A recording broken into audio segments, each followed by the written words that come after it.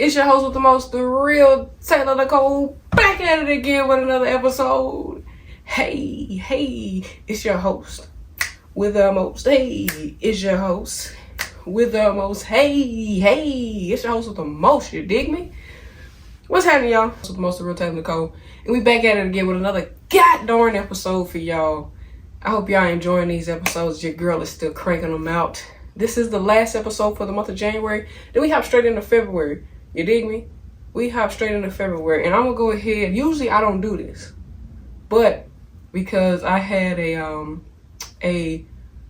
faithful follower, a subscriber, he's been the only one really commenting on the videos and giving me his honest opinion. Also dropping some fun facts and gems in the comment section.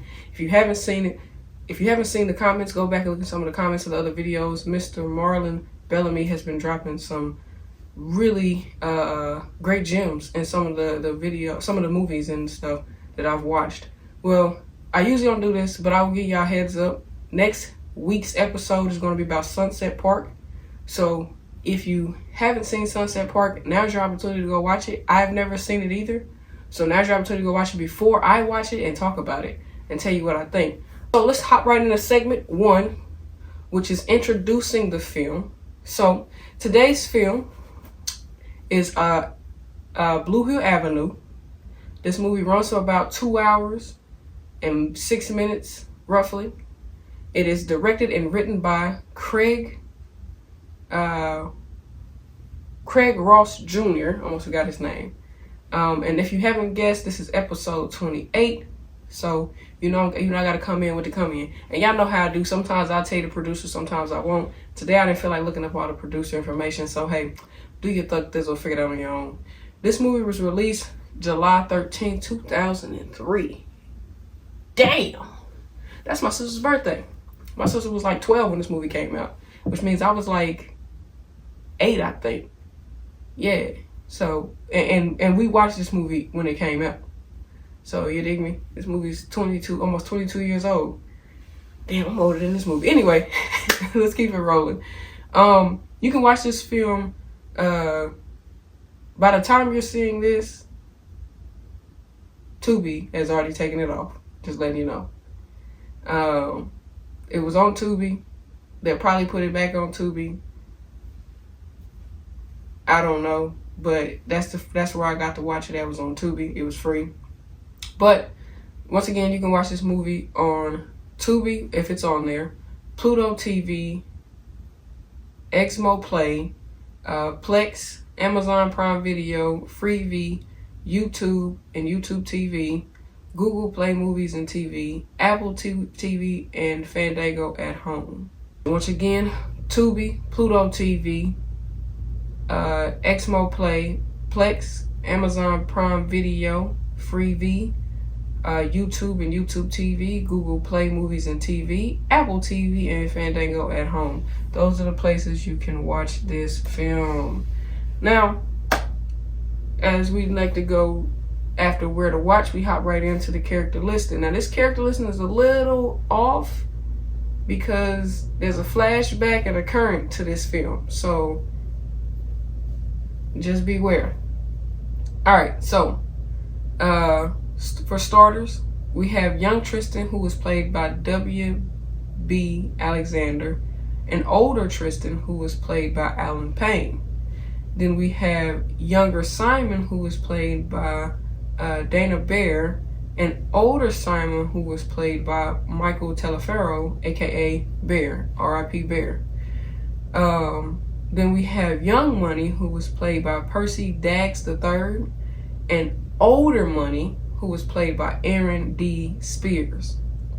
Then we got younger E-Bone, played by Brandon Hammond, and then we got older E-Bone, played by William L. Johnson, and then we have Twinkie, played by Marlon Young, and then we have Benny, played by our lovely favorite Clarence Williams III, and then we have young Martine, played by Diana Fatois. I don't know how to pronounce her last name. Oh well, I butcher names. Y'all know this. And then we have older Martine, played by Angela Brooks. I think that's how her name's supposed to be pronounced, is Angela. I don't know. But we got Miss Brooks as your older Martine. And then last but not least, I just had to mention, because this is my dog. I love me, this guy right here. We got Uncle Rob, played by Richard Lawson. I love me some Richard Lawson, so I had to sprinkle him in there. You dig what I'm saying? And there were other characters in the film, but it was so many characters. I'd have been talking to y'all all day about these characters. I didn't feel like doing all that. So that's the characters I wanted y'all to know about. Some of them have a very big significance, and some of them have a minor significance, but a significance nonetheless. We like to jump right into segment 2, which is telling the film. So at this point, we're gonna go ahead and start telling you about the film. Now, granted, y'all, I took a lot of notes.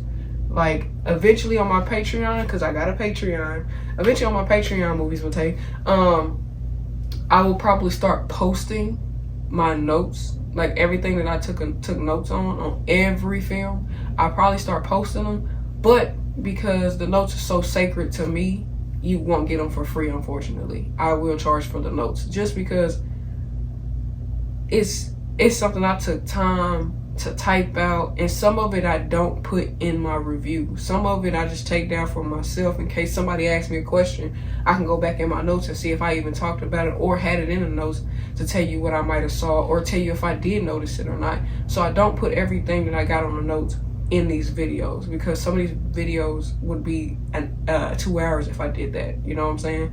But nonetheless, like I said, we're gonna jump right into segment 2, telling the film. Let go. Anyway, so the movie is placed in Roxbury, Boston, Massachusetts. That is. And the movie pretty much opens up with Tristan, Money, Ebon, and Simon.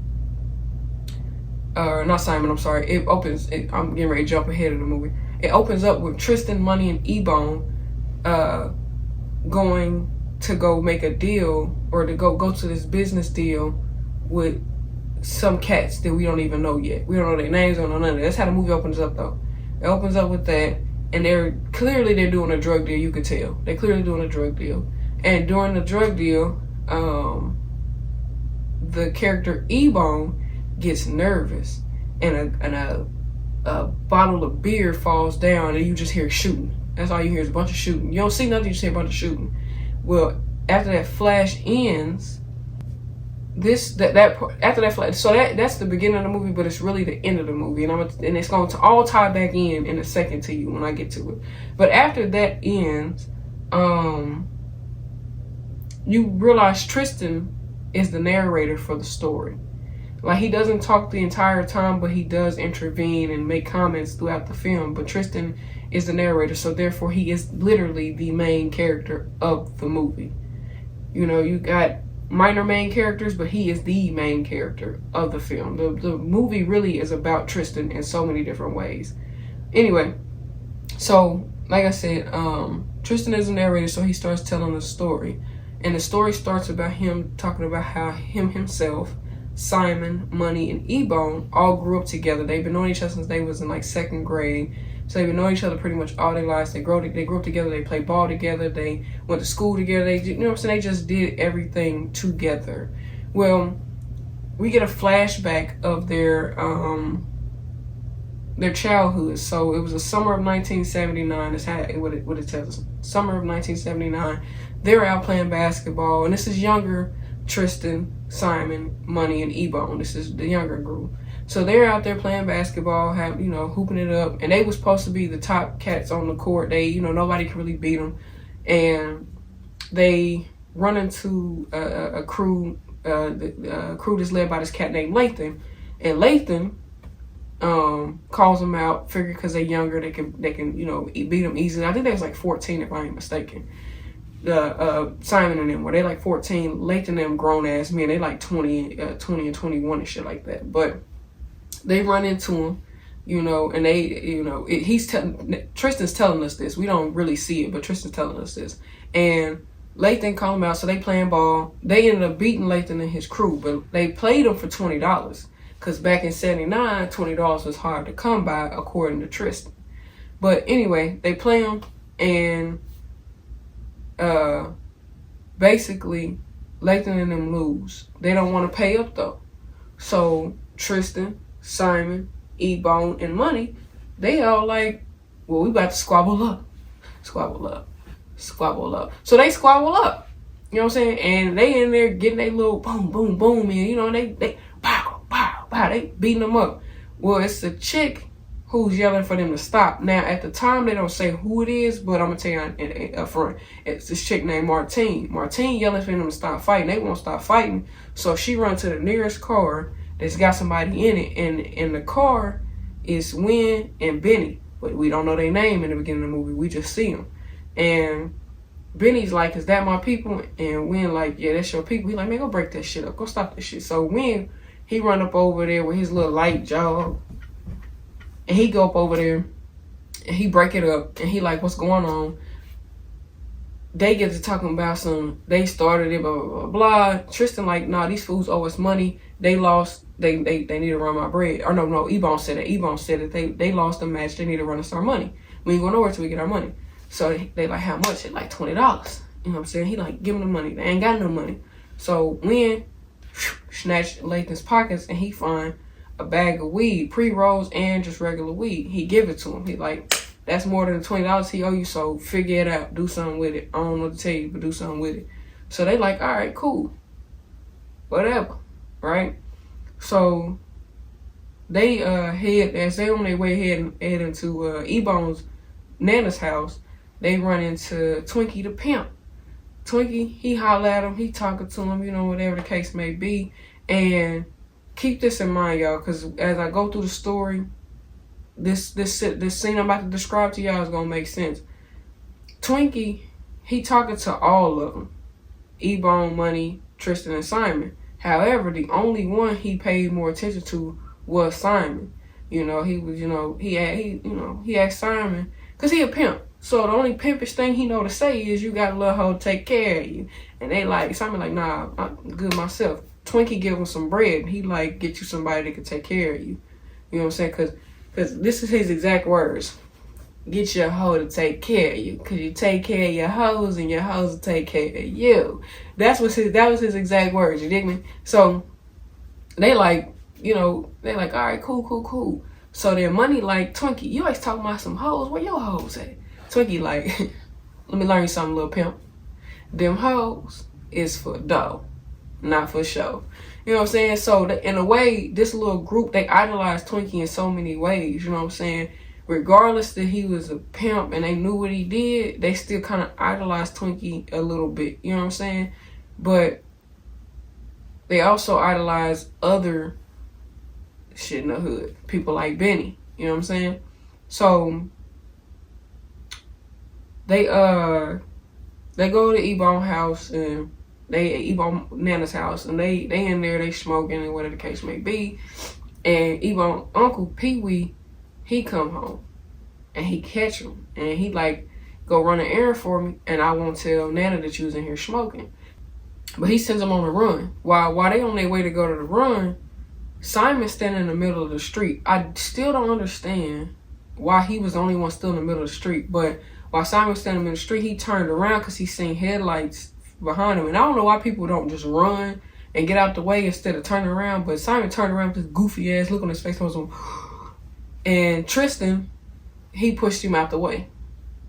Saved his life, kept him from getting hit. Because that car was coming fast too. He saved his life. And Simon looked back at that car and he was like, what the... You know what I'm saying? He looked back in shock and disbelief because he like, damn, if I would have got hit, I probably wouldn't be here. You know what I'm saying? Because that car was coming fast. It was coming real fast. And they ended up going to go run Pee-wee's errand, which his errand was just to go pick him up some weed from this cat named Sam. Well, they went to go get the weed from Sam, but some junkie broke in Sam's spot and caused a ruckus. So E-Bone snatched the weed off the table and was like, let's go, y'all.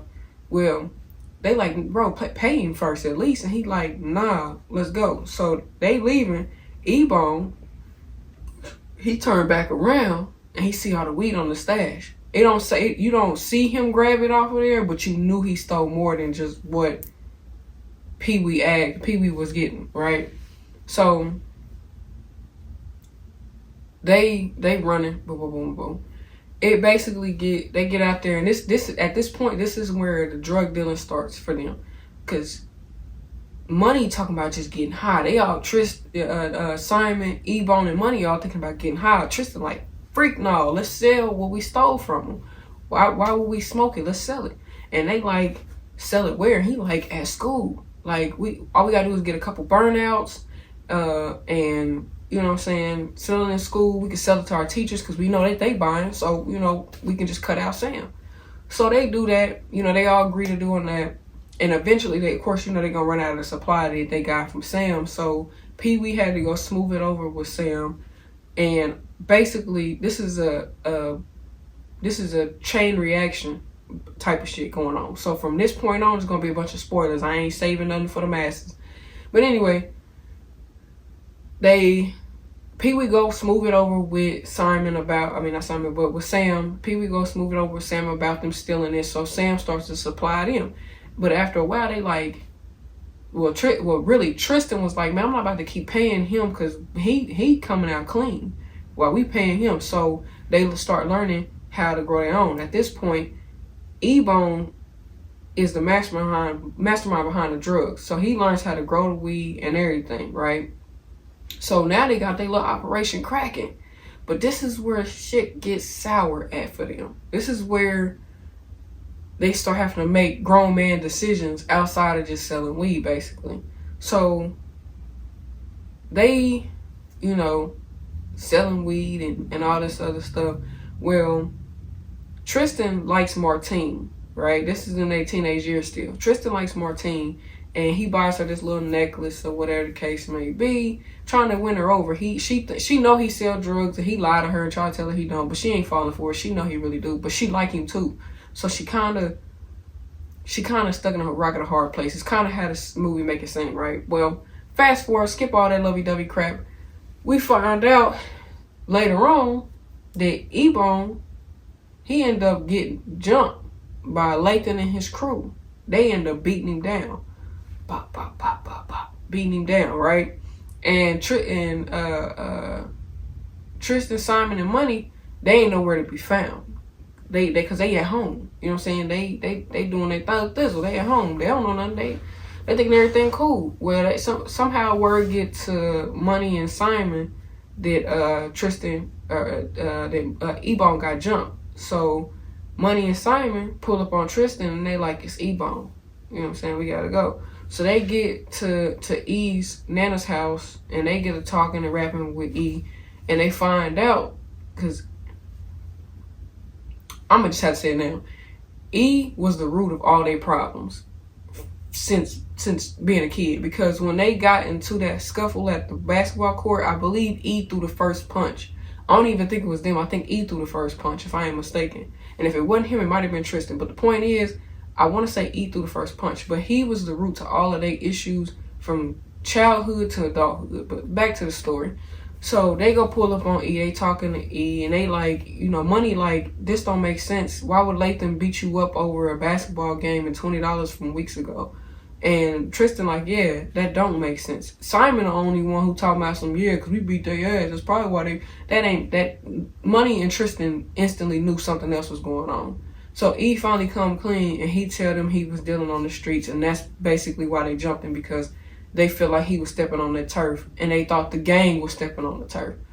So now this is a call of war, because you didn't jump my boy. Even though my boy was wrong, he was dead wrong, because we agreed to only sell at school, not on the streets. He was dead wrong. And from the looks of it, they had on Adidas tracksuits, so from the looks of it, they was making good money from back in the day for just selling at school. You know what I'm saying? They had no middleman.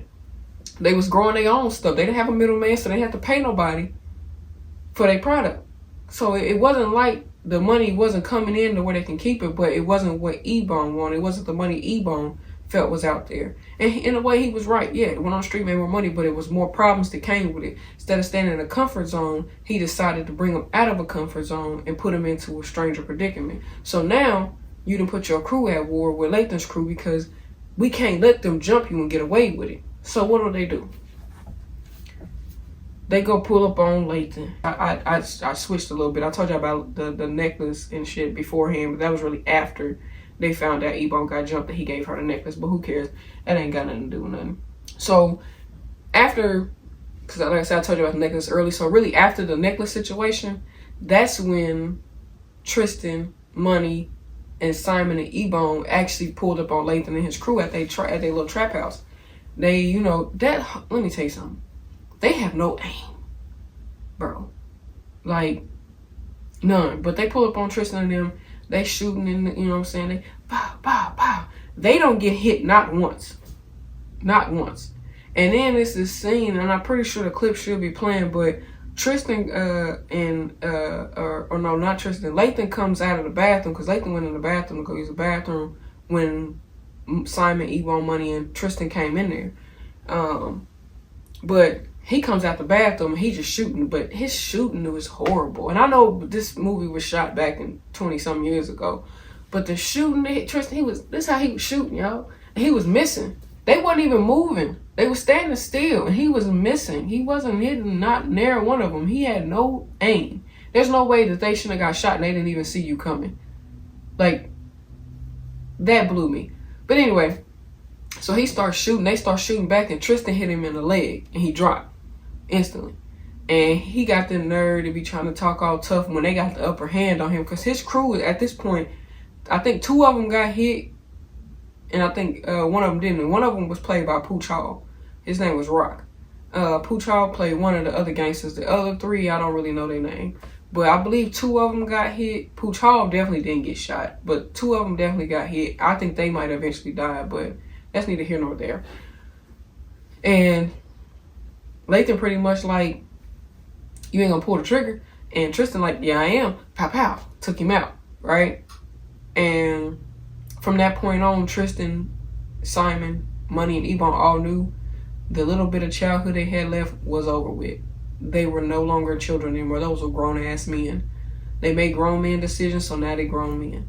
Well, everybody at the school respected them, but Martine. Martine was the only one who was salty and disappointed in Tristan. She, you know, and rightfully so, but it didn't stop her because she still ended up marrying the nigga anyway.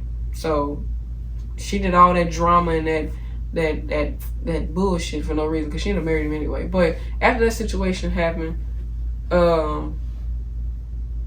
they get approached by Benny's henchmen. You know, Benny's henchmen bring them to Benny's little penthouse suite, if you will, and or loft, whatever you want to call it. And Benny pretty much tell them, like, that little weed y'all selling, that's cute. That's real cute. But here go the real game. And this is where they get introduced to crack. Benny introduced them to that life. So Tristan looking at it, and he like, we could probably do something with this. We could do something with this. So now you got them moving from a gateway drug. You got them moving from one drug to a harder drug. It comes with a whole lot more problems and a whole lot more money, but it comes with a whole lot more problems. Well, after you find out about that, now we leave their childhood and go straight. We move past the flashback straight into current time. And so now we in current time, right? And in this current time, Tristan is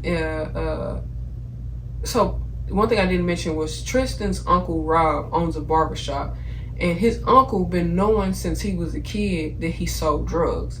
And when Tristan was seen him one day when he was a kid, the barbershop was running slow, is what Uncle Rob said. So Tristan gave him a stack of cash, and Uncle Rob told him, this is going to be considered an investment. I'm not going to take your money without it being an investment. So you invested in the barbershop, so now you part owner of the barbershop, right? Well, now we enter current times. When Tristan goes to the barbershop, he finds out that the barbershop had been broken into and robbed. And there's 2 detectives there. Detective Torrance, who's played by William Forsey. I don't know how to pronounce his last name. You'll see it on the screen. And then Detective Tyler, who's played by Andrew Devoff, right? These 2 cats, or the detectives who've been signed to Tristan, Simon, Money, and E-Bone's case, because for 12 years they've been trying to figure out a way to get them, to trap them up, get them and lock them away for selling drugs, but they don't have any hard proof that they are. They just speculate. You know how it is. They speculate somebody's selling drugs because of whatever reason. They don't have any proof, but they watching you, surveillancing you for forever, so they automatically assume that the robbery was drug related, and that's the reason why they're there investigating the robbery, because they assumed it was drug related. Tristan pretty much like, okay, motherfucker, you can get out now, because clearly y'all not gonna be looking for him because y'all want me anyway, so get the fuck out. So they leave, and when they leave, Tristan snaps on his own uncle. You know, he going off on him, like, you know what I'm saying? And his uncle had to let him know, like, whoa, player, I'm not one of these little flunkies on the street, so you watch yourself. Watch yourself real good, my boy.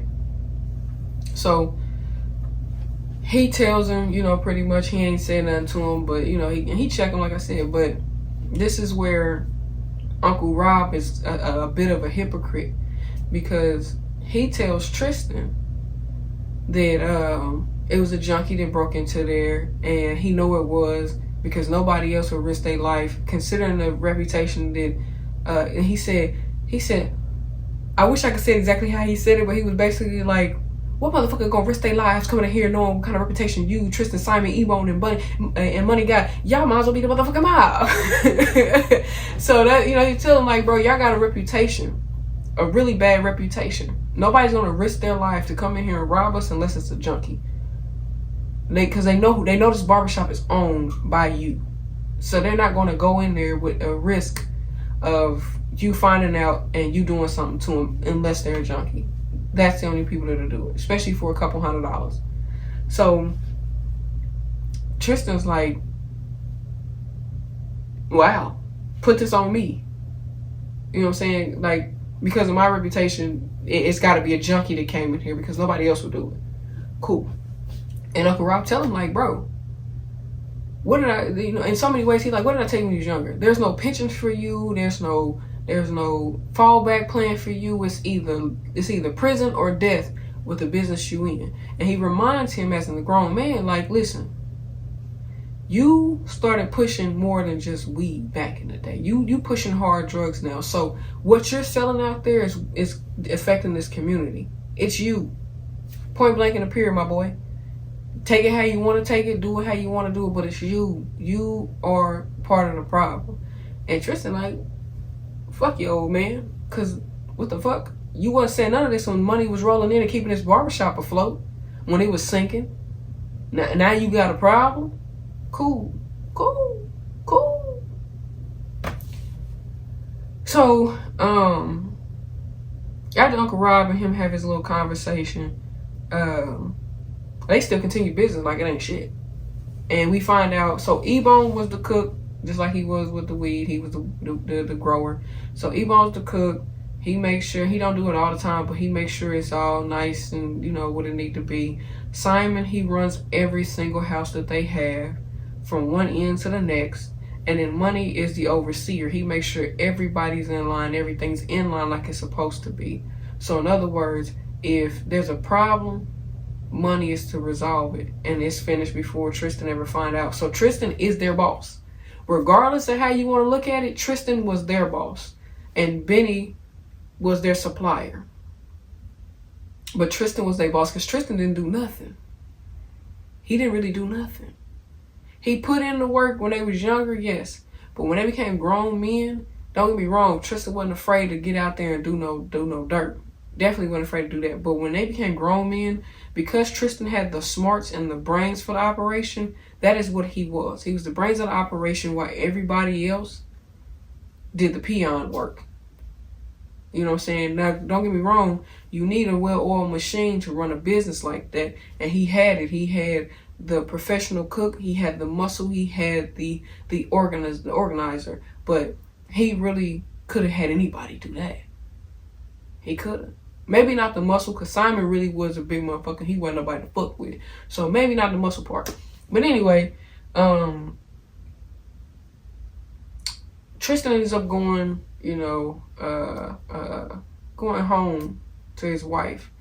And he been selling dope for about 12 years. Okay?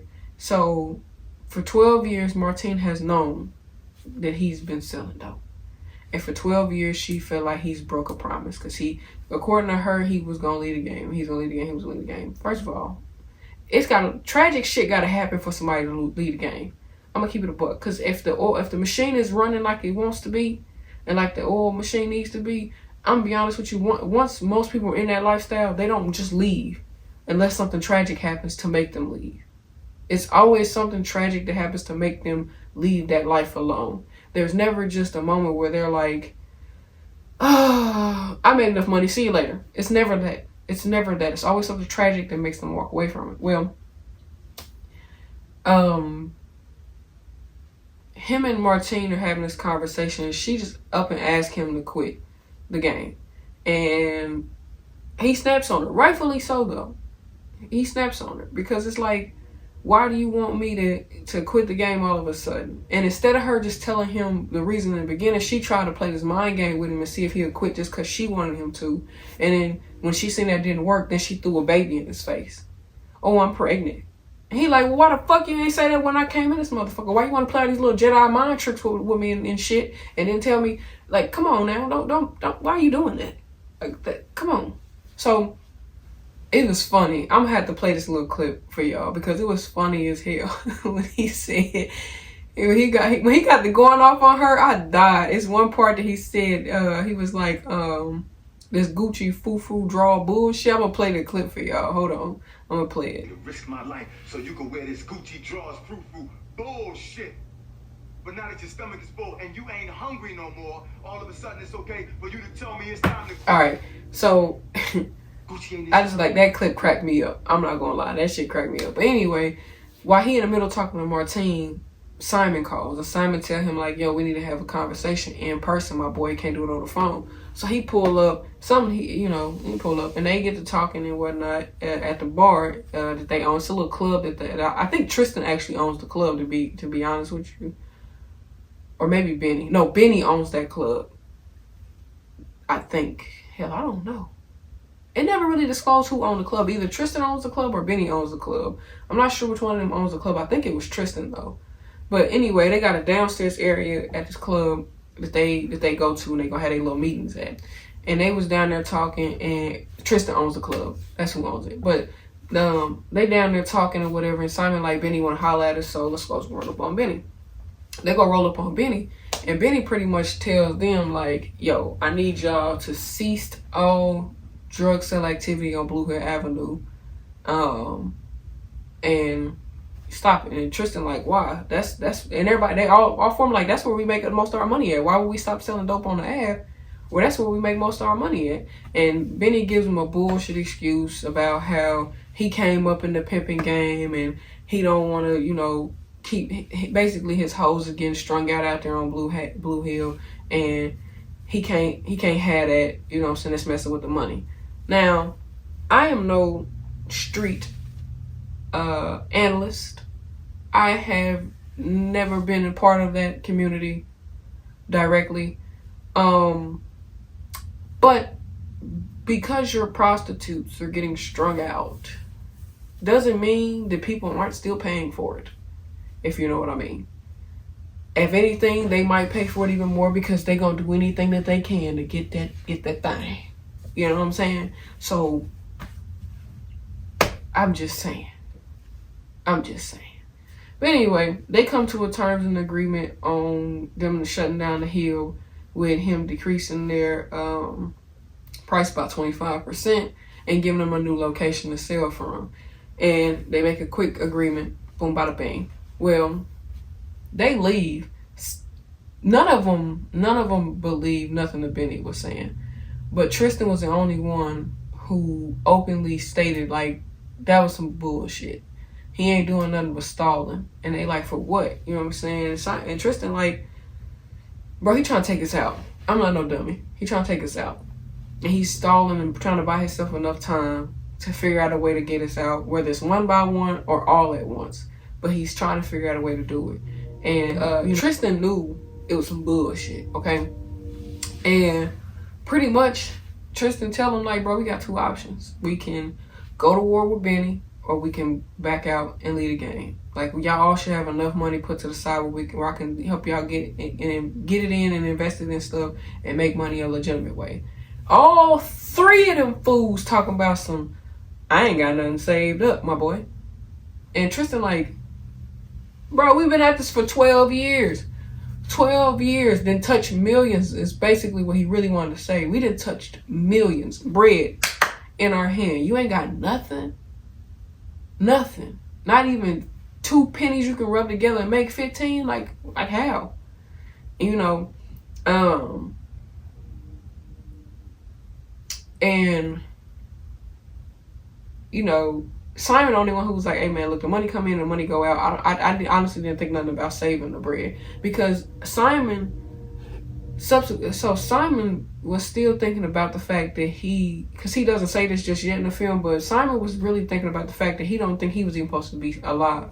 He really felt like that car was meant to hit him, and Tristan just saved him and borrowed him some more time, because Simon never believed he was supposed to still be alive. So I think that's why Simon was just spending his money and wasn't saving it, because he didn't see that coming. You know, he didn't think that he was supposed to have anything or be anything for real. But anyway, back to the story. So while they in the car talking, E-Bone's disrespectful ass. See, this is why I don't like E-Bone, and I never did. From the beginning of the movie to the end of the movie, I never liked that character. E-Bone was the most hated character for me. E-Bone starts disrespecting Martine and talking about Martine and how she basically trying to make Tristan quit. And he wasn't wrong, but it's the way he said it. You know, calling her out her name, that's disrespectful. She ain't did nothing to you. But he gonna say, because Tristan whooped on some PUSSY, is why he want to leave the game. And keep that in mind, because that's crazy that he'd say something like that. But Tristan tell him, I'm gonna kick your ass. Don't play with me. So after that happens, Simon's still having these nightmares about the car incident where he almost got hit, right? Well, he wakes up, and the next thing you know, him and Tristan are at the Blue Hill trap house, boarded it up, closed it up, make it look like ain't nobody still selling no dope out of there and all that other good jazz. Only them two showed up, and this is where Simon tells Tristan that he's still been having them nightmares, and basically how he felt like he was on borrowed time, and, you know, just basically telling him like, bro, every second, he said basically that's why I don't nothing scare him in this lifetime, because he felt like he was already on borrowed time anyway. So if he died, basically, is how he looking at him. And, you know, Tristan like, boy, whatever. Honestly, Tristan and Simon, as they got older, they became like this for real. Outside of the group, Tristan and Simon became the closest as they got older. But anyway, so after that little incident, the detectives start playing this little setup game where they trying to turn each other against each other. This is when the movie starts taking a downward hill slope. And they start trying to make Money think that somebody in the crew flipped Tristan, E-Bone, and Simon. Now, we don't get to see them play the recording for Tristan, but we just get to see them play it for Simon, E-Bone, and Money. And I feel like the movie did it that way so that we would get this idea that Tristan might have planted the wire in the car because he the only one who wanted to leave the gang and all that other shit. So that's what the movie tries to make you think. But you know it ain't. You if you know gangster movies and you know that the smart one is never the one who turns. It's always the one that got too much jealousy in their heart that ends up being the one that turned. But anyway, so they played that little stupid game with them, and instead of them all telling Tristan what happened, they keep it to themselves. They don't tell Tristan, and Tristan don't tell them either, to keep it a buck. They all link up together again, and they just don't speak up. They don't say nothing. And in the before they had a little meetup when they were talking and shit, the little shorty that was at Benny's loft that came in there. It's the scene where she come in there to get a key, and she was making eye contact with E-Bone, but he was strictly looking forward. He wasn't looking at her at all.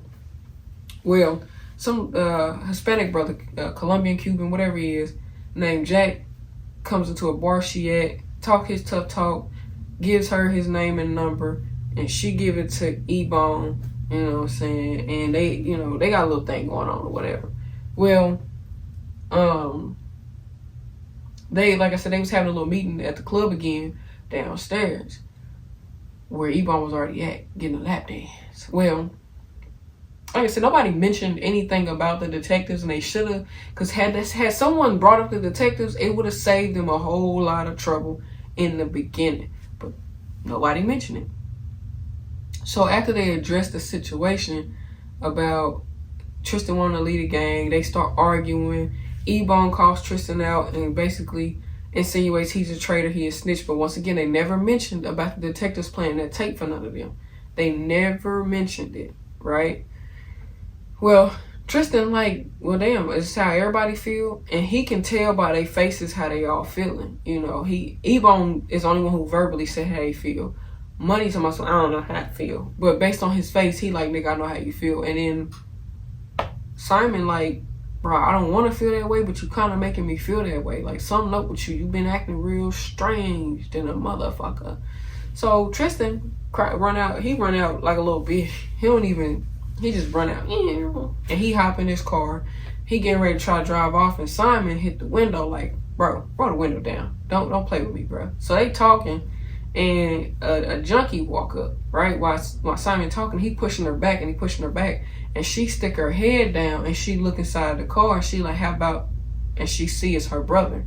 His little sister then got strung out on that stuff. So, you know, now he, you know, runs and goes, you know, try to stop his sister. They talking, whatever the case may be. They rush her to the hospital, right? They get her to the hospital. And at this point, this is where, because Simon and Tristan, like I said, they like this. You know what I'm saying? So they at the hospital when Tristan's parents pull up. And his daddy blame him. Rightfully so, though. I'd have blamed him, too. Because this is your little sister. And you didn't take your little sister in consideration when it came to you getting into this life. And when it came to you getting into this life, you basically, you didn't even pay attention to your family, because you would have known yourself that she was on this shit had you been paying attention to your little sister. Because that's how I took it. And that's why he was mad at him, because it's like, you asked me why I didn't tell you about your little sister being struggling on this shit, but why didn't you know that? That's your little sister. Shouldn't you be calling? Shouldn't you be checking on your little sister? Like, you know what I'm saying? Like, come on, my boy. So I kind of felt the daddy when he was like, you know, when he said what he said to him, and Tristan was like, I don't deserve that. Yeah, the fuck you do. Yeah, the fuck you do. Yeah, you do. Because that's your little sister. You should have been looking after your little sister. Well, time goes by, and Tristan, he does tell Simon that he's out of the game. He wants no part of it. Well, when Tristan goes home, he drives by the house and he sees his wife talking to the two detectives, right? And she tells him to fuck off. She's talked to them before. They don't say what she's talked to them about, but she's talked to them before. She's telling them to fuck off, go about their business, whatever. Tristan comes home. He sneaks in the house, and her ass pacing back and forth, and she gets spooked when she's seeing him. And basically, he questions her about them and what they doing there. And she tells a little lie and makes an excuse about how she don't feel well, might be their baby, and she go lay down. He like, yeah, what the fuck ever. Simon has eclipsed to Simon having another nightmare about the car, but this time somebody's knocking on his door. And at this point, y'all, this is really a true spoiler. So if you don't want to hear this part, skip about 2 minutes, because it's about to be a real good spoiler. Simon opens the door to find Twinkie at the door. And Twinkie came to visit him. And in Twinkie's words exactly, I made a promise to myself that before one of us dies, I would come and tell you the truth, right? And y'all, Twinkie killed Simon. And Twinkie is Simon's daddy. And that's why he wanted to that's why he came to Simon. He came to tell Simon that he was his father and to kill him. And he went to kill him because, really, I'm going to just tell you ahead of time, Benny cornered him and basically gave him an ultimatum. Either you can kill your own son, or I can make it look like the little young white prostitute that you had working for you ended up dead because of you. Which one do you want? You can go to jail for the rest of your life, or you can go take out the life you created. Which one do you want to do? And instead of Twinkie going to Simon and telling him what was going on, he went and took his own son's life. But see, Simon still had enough life left in him to leave the initials TW on his wall in his own blood, for Tristan and them to know who did it, right? Well, we fast forward to October 10th, 1991 at 11:30 a.m., Simon's funeral, right? And while they're at Simon's funeral, Simon's mom was talking to Tristan, and she kind of blamed him. The same thing that most people do when they grieve. She blames him, like, why weren't you there for my boy?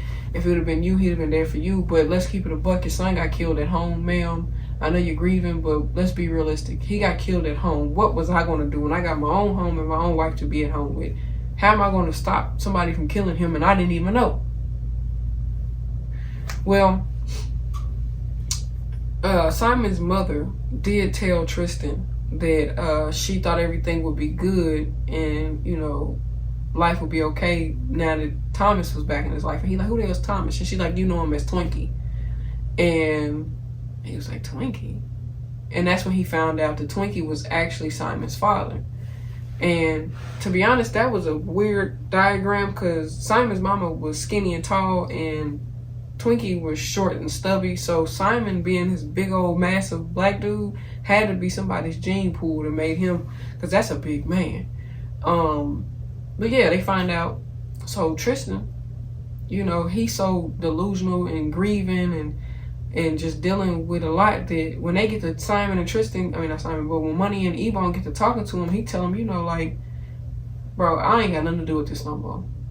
My boy is gone. I'm done, y'all. I don't want no. And it clicked in his mind because Ebon had told him that when somebody found Simon's body, the initials TW was on the wall, and Simon was the Simon put that on the wall, and Money and Ebon just sitting there looking stupid, and Tristan go, "What you just say?" TW, and he like, damn, I know who did it. So they all get up and they gotta go. He goes and tells Martine, go to your daddy's house. I'll be there to get you. She doing all that back and forth, trying to argue with him and shit. And while she trying to argue with him, the detective, Torrance, was standing right there watching, right? And you would think Torrance was there because of Martine, but that ain't why he was there. You're gonna find out shortly why he was there in a second. And Tristan like, what the fuck? Like, what are you doing? Why is this man here? She's like, he ain't here for me. Chill out, player. Chill out. Yeah, he ain't here for me. So he's like, well, what are you doing here? And she tell him, like, all I told him was when your Uncle Rob's shop got broken into, I didn't help him plant no wire in nobody's car. I didn't do that. No ma'am, no ham, no turkey. I didn't do it. So Tristan like, okay, I believe you. They get in the car. They headed to Twinkie's place. Well, on their way there, they get shot at by some dudes. Once again, some horrible shooting because none of them got hit. They killed all the people that was coming after them, but none of them hit them. They take off. They go duck off until the heat calms down. Then they head over to Twinkie's house. And Twinkie is in the bed with Maribel. And, they did what they do. Maribel works for Twinkie. Basically, he sends her to go. She gonna go make the money. He sent her to go get a beer. Well, while she going to go get the beer, he get a call from Benny, and Benny tell him, "Hey, you need to lay low because we missed." And he like, "What the fuck you mean we, nigga? What you mean?" He's like, "Come on, bro. I told you that wasn't gonna work. I told you that wasn't gonna work." He like, "Chill, I got it. I'm gonna get him." Benny like, "I'm gonna get him." See, cause Benny been setting them up from the jump.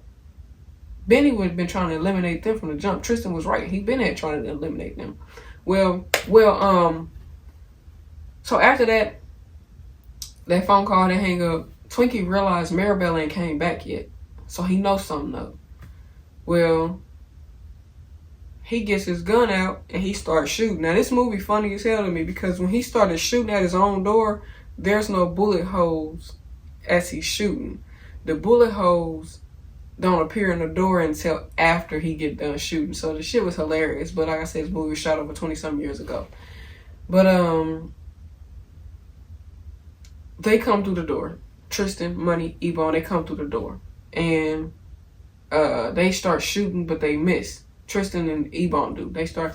Money was the first one actually hitting, because Money came in after them actually, because he the one who shut Maribel up. He ends up hitting Twinkie. Twinkie ends up, getting hit, laying on the ground.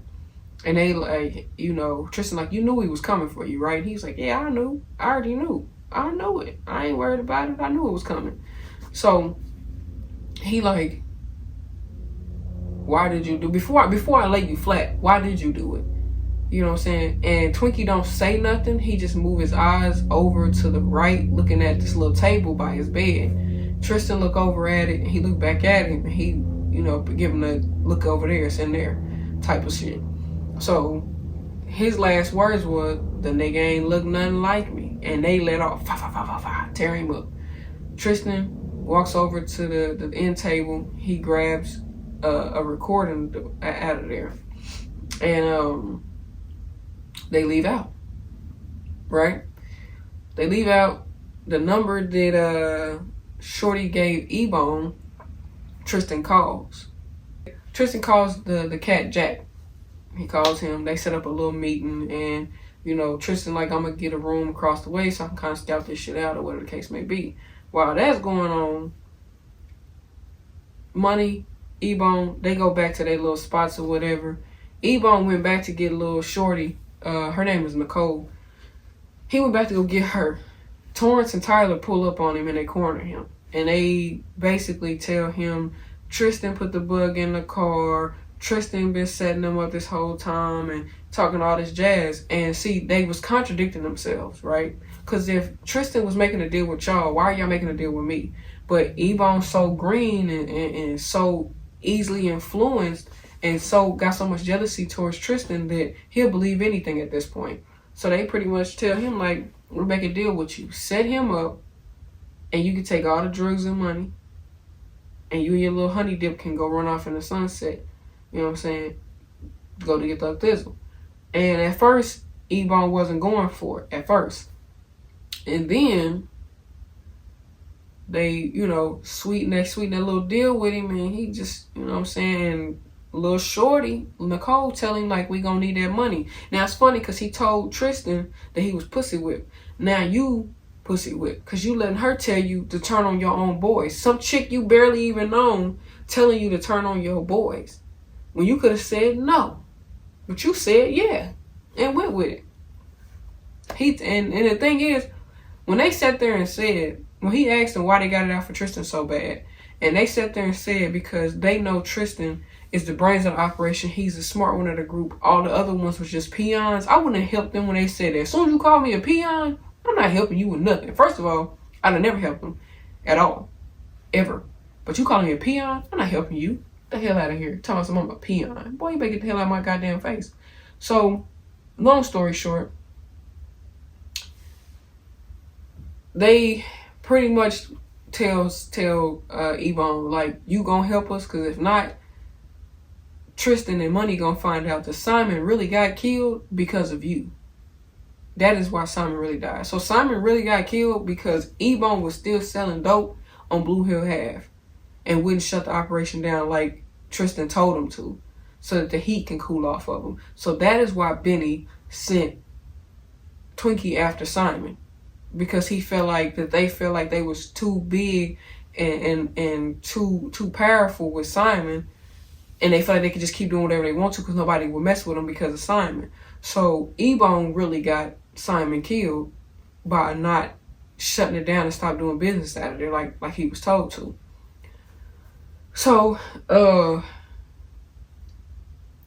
in the beginning piece, I told y'all about how Simon, not Simon, I keep saying Simon because that's my dog, but how I told y'all Tristan, Money, and Ebon went and met up with the Colombian connector, Cuban guy. That beginning part, now we're back to that part. Now we're full circle. We back to that part, right? Where they're running in there to meet with Buddy. And during that little meeting, like I said, Ebone was very nervous, and then the shootout took place, right? Where you get to see the full shootout. They ended up killing all of them, right? And then Money like, bro, why did you just start shooting at them? Like, what was that? And he like, he was reaching. You know, he come with an excuse. They like, bro, no, what the hell? So Ebone finally come clean, and he like, bro, they coming for Tristan. Cause he called him and tell him like it's done. Come through, it's done. And they like, what the hell? And Ebone like, yeah, I turned you in. I set you up, my boy. You going down. Not to Money, but to Tristan. And then I'm gonna play a clip. I'm gonna play the clip for y'all at some point so y'all can see it. But they going back and forth, and Money's like, bro, we family. Like, what are you thinking? Why would you do that? Like, come on now. And every time Money would move, E would get fidgety. And bro, this fool Ebone shot Money and killed him, basically. He shot him. He didn't die instantly, but he shot him. And Tristan like, bro, what the hell are you doing? And Ebone like, bro, y'all know not to move when I got a gun in my hand. When people move, it make me nervous. Like, don't move. So he like Money, Marlon, because his name's really Marlon. He like, Marlon, I'm sorry, bro. And Marlon like, Money like, me too, bro. Pow! And shot Bone. Took him out. So, you know, now it's just Tristan. So Tristan, he take the dope, he take the money, he dip. Police get there, Torrance and Tyler get there with Nicole, and Ebone dead. Dead as a doornail. And she run over there to Ebone. She like, what do we do now? And Torrance is like, nothing, bitch. Bow. And killed her. He calls Benny. Tells Benny everybody dead except for Tristan, because Tristan gone. And Benny goes, your black card has been revoked or some shit like that. And Torrance like, yeah, whatever, motherfucker. You know, but Benny wanted them to use Ebone. Benny knew Ebone was the target. That's why they kept pressing Ebone so easy, because Benny knew Ebone would eventually flip, because Benny knew that Nicole had a thing for Ebone. So he kind of knew that it was gonna pan out the way he wanted it to. But he didn't think it all the way through. Because see, if you really want to see, Tristan was smart. When Tristan told his wife to leave and go to her father's house, it was smart, because he was right. Nobody would have looked for her there. If she wouldn't have left, Torrance and Tyler would have went and got his wife instead to try to make him turn. But the movie pretty much ends with Tristan being all alone, right? So Tristan, being by himself at this point, he goes and he approaches Benny at Benny's loft. And he walks up on Benny. He puts the dope and the money on the table. He tell him, I'm out. I don't want no more parts of this shit. I'm out. Y'all can have it. He even goes so far to put his gun on the table. And he like, I'm done. I'm seriously done. And really his walk up there to Benny was a checkmate, motherfucker. Like, you might have took a lot from me, but I just took a lot from you too. You just don't know it. And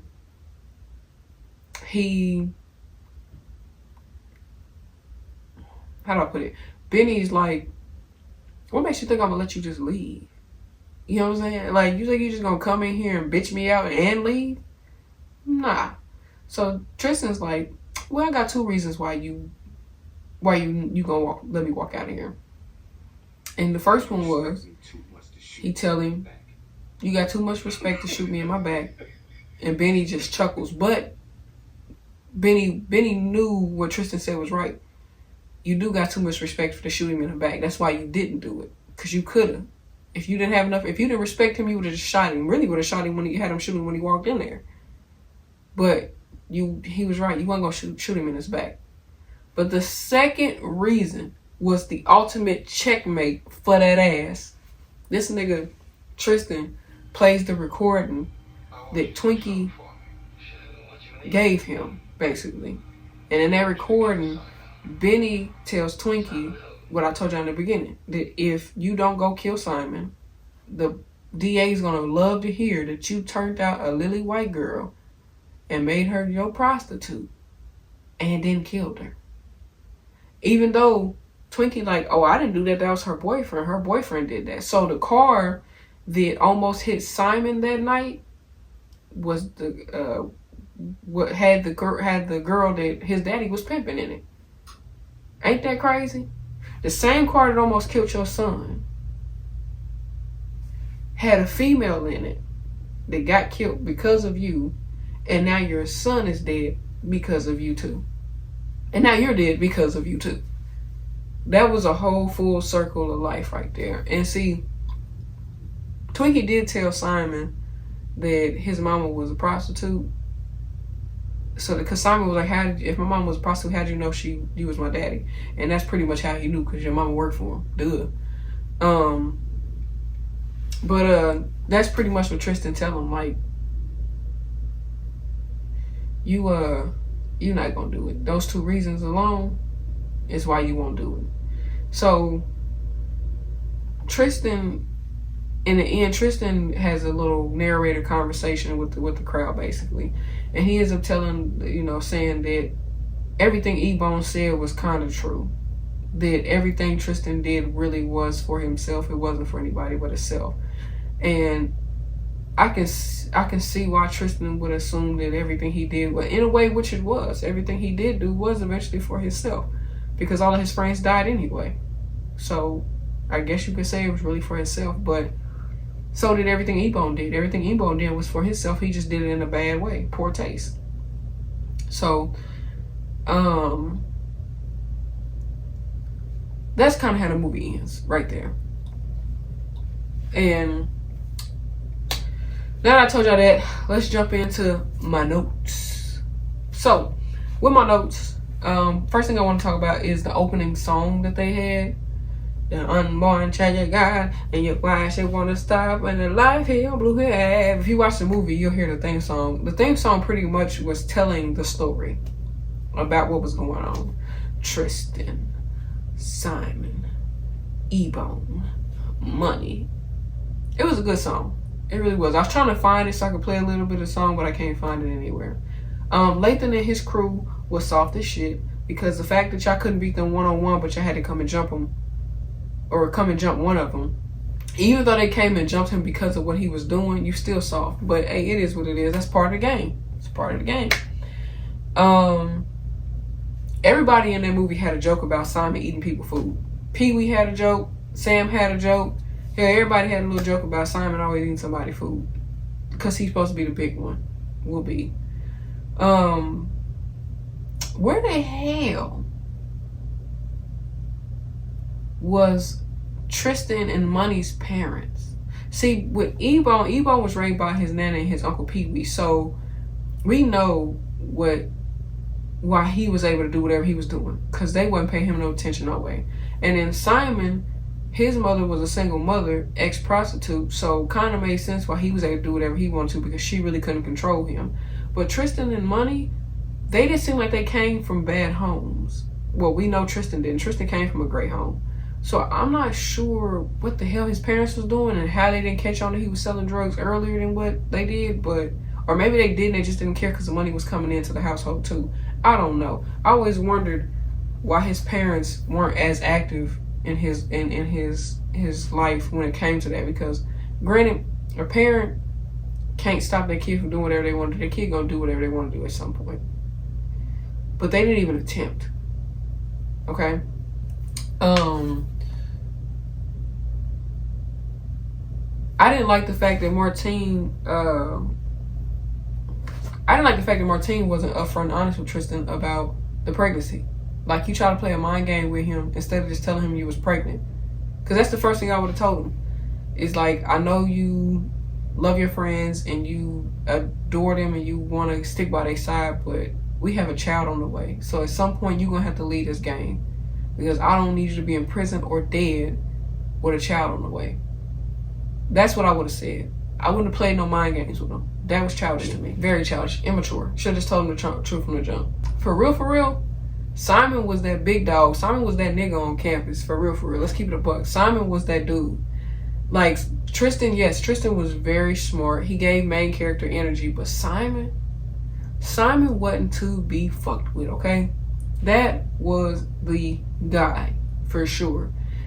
Anybody ain't messing with Simon in that crew. Benny was even scared of Simon. His crew, Benny's crew, was scared of Simon because Simon was that guy. That's why Benny knew he had to use a weakness to get to Simon to take him out, because there was no other way to get to him. And he knew it. He knew there was no other way to get to him. I thought it was crazy how, I get why Benny's character didn't need to be changed, but I thought it was crazy how when Ronaldo Ray or whatever his name was in the movie, because his name wasn't Win, they just called him that. His real name was like Ray or something like that. I thought it was crazy how Win didn't age a bit. Like, they didn't even get another character to play older Win. They just say, we're gonna keep the same cat because black don't crack. That's basically what they were saying. Because 12 years later, he still looked the same. Granted, he might have been in his 20s when they were 14. He might have been in his 20s, so he might be in his 30s now. That could be what it was, that he's in his 30s now. I don't know. But he didn't age a bit. He's still pretty. His character still looked young. He actually looked younger than he did back then. Back in 79. What else do I got? I thought it was pretty dope how they all had their own individual crew underneath them. So each person didn't have to feel like somebody else's flunky. Like, they had their own crew underneath them that did what they told them to do.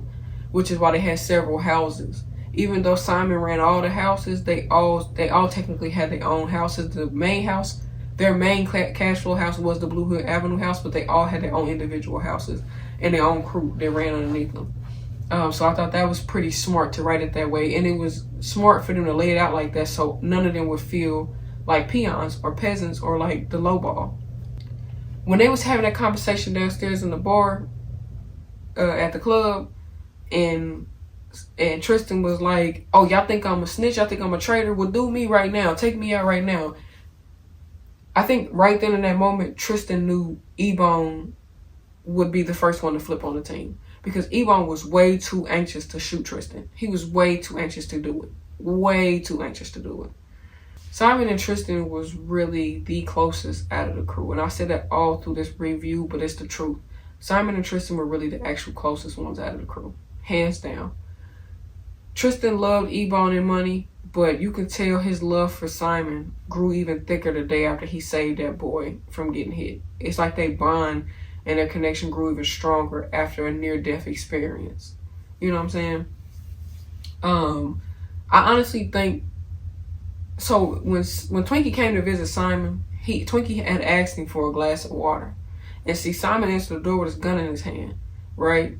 And I feel like that was Twinkie's way of trying to get Simon to realize something was off about that visit by him asking him for some water first. Simon sat down, talked to him, put his gun down. Twinkie had asked him for some water again. Simon left and got water. That's how Twinkie got the upper hand on Simon. And had Simon got him that water in the beginning, Twinkie wouldn't have been able to get the upper hand on him. But Twinkie got his guard down by telling him, that he was his father. And that's how he was able to get to Simon. And Simon trusted Twinkie in an odd way. When he told Simon, I made a promise to myself that before one of us dies, I will tell the truth. He should have known then that Twinkie was on some bull. I would never put my gun down. In this movie, it's not a sad movie, but there were a few scenes in the movie that was sad to me. Simon's death, Tristan tripping in the car like he did, and then Money's death. Those three scenes were, I would consider the saddest scenes in the movie. Also, Ebone was always for himself. Like, he always Ebon was always for himself. Ebon always was doing something. Like I said, when they was kids, the fight that happened at the court, he threw the first punch because I'm standing on it. I believe he really did. And then him selling the drugs on the street versus the school. And then him messing with Benny's chick. And then him turning on Tristan. And then him selling the still running business out of the Blue Hill Avenue building when he wasn't supposed to. Like Ebon was for himself. That nigga didn't care about nobody but himself. And that's why he ended up dead. Because all he cared about was himself.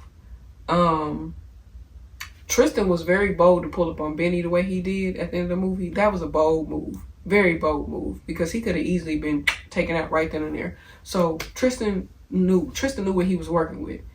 Once again, nobody in the film had any type of aim. No aim whatsoever. Nobody. But one thing that's new in the series before I get to the next segment is character breakdown. I do this randomly depending on how I feel about a movie. Quick little character breakdown. Tristan was definitely the brains of the crew. He really had the opportunity to lead his crew in a different direction, but he chose to take them down that path that they went down. And yeah, they got to live a good life doing it for 12 years, but to think that you could have been and altered your team out off of that coast, or when he knew that Benny was getting ready to turn on them, he should have went ahead and started looking for another connect. And that's what he really should have just told him, is like, look, I'm looking for another connect. We're not going to do business with this cat no more. Let's see. Simon definitely was once again that nigga. He also was a little smart too. He just was such the muscle of the crew that he didn't have to use it. You know, he did let his guard down and disappoint. He let his guard down. But Simon very much so was that nigga, because nobody wanted to mess with Simon. Nobody. Money was just a free friend. That boy did whatever he wanted to, live life, have fun with no care in the world. Money didn't care.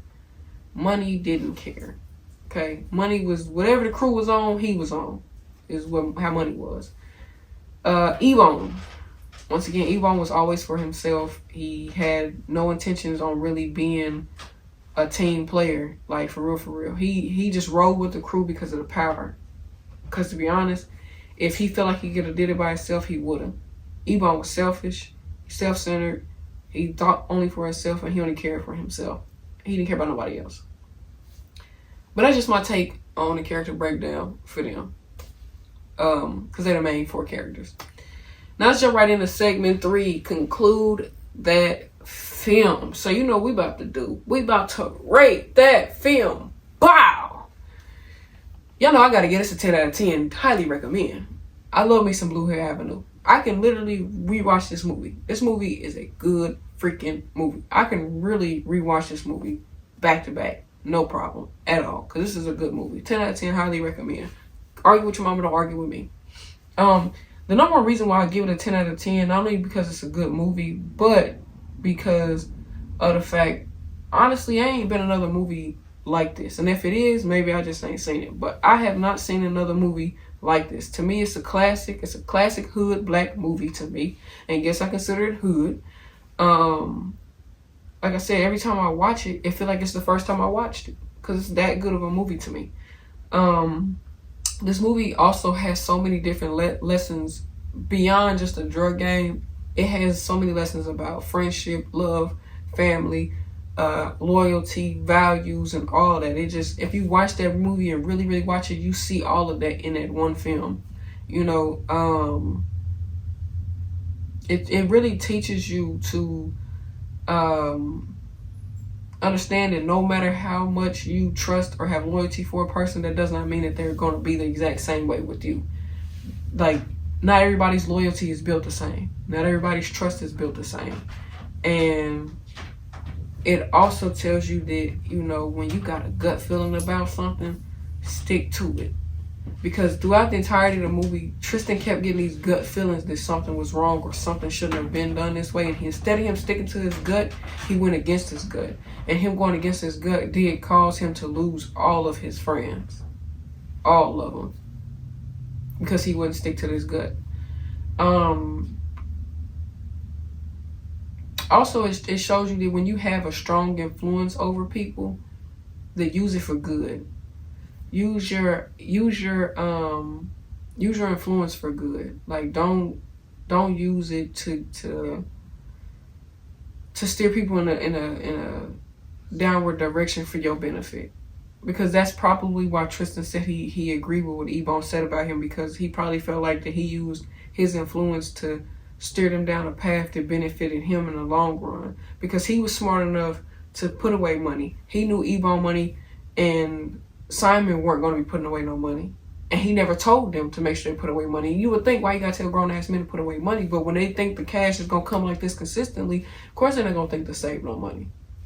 But honestly, he should have been getting them on that investment train when they started making money, so that they would have been comfortable with leaving the crew, leaving the game behind. But that's pretty much why I rated it a 10 out of 10. It was a really good movie. If you haven't seen it, definitely should think about watching it. But like y'all know, once again, thank everybody for watching and viewing and tuning in with your girl week after week. Make sure you guys comment, like, share, and subscribe for your girl. I really would appreciate it. Argue with your mama, don't argue with me. It's been your host with the most, the real Taylor Nicole, and we out. Peace.